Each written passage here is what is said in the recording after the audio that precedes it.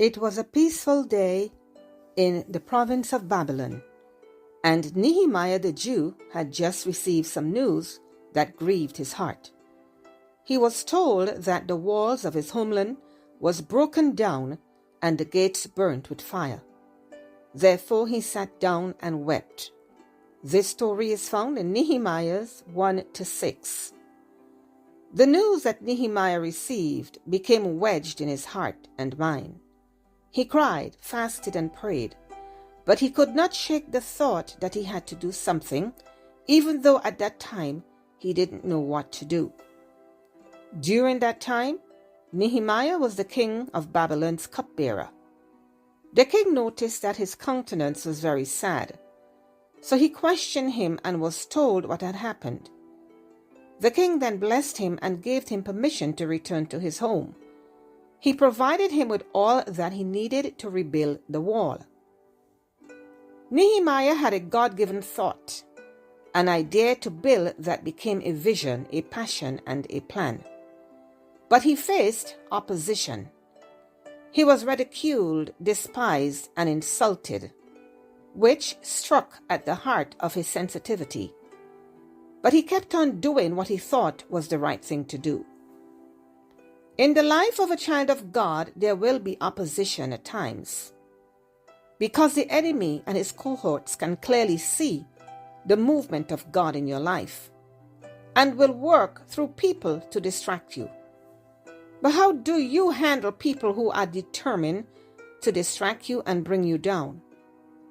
Nehemiah prayed and unburdened himself to God, and God granted him the grace to continue building despite all of the hardship he endured.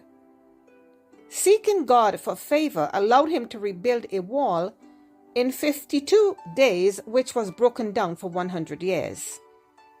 Today, you may have a thought or an idea that may have been germinating in your heart and mind for some time.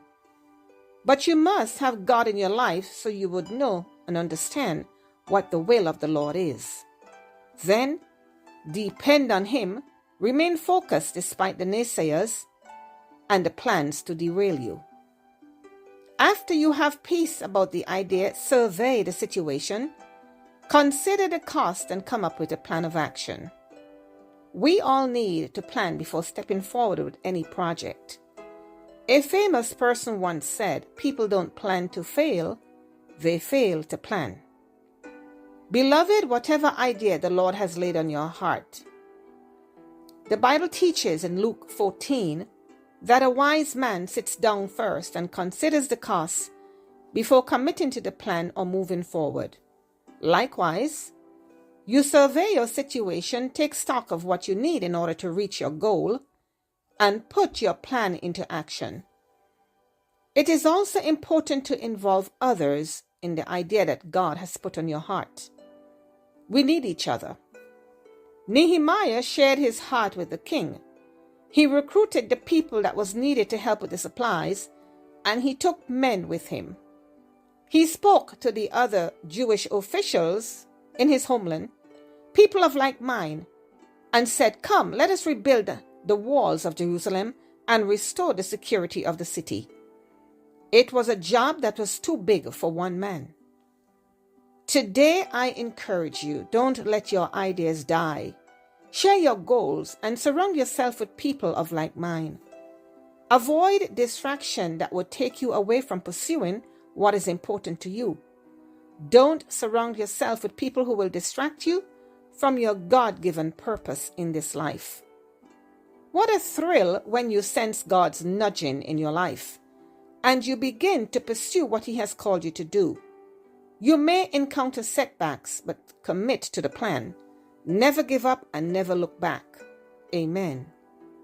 Thank you for watching until the end. And if you enjoyed this podcast, please share and subscribe so you can continue to receive these weekly Bible stories. God bless you is my prayer.